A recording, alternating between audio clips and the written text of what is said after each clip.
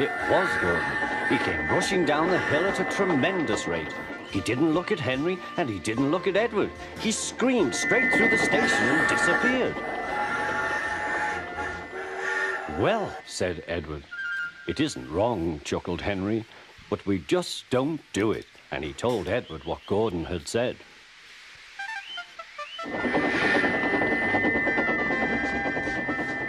Meanwhile, Gordon screeched along the line. The noise was awful.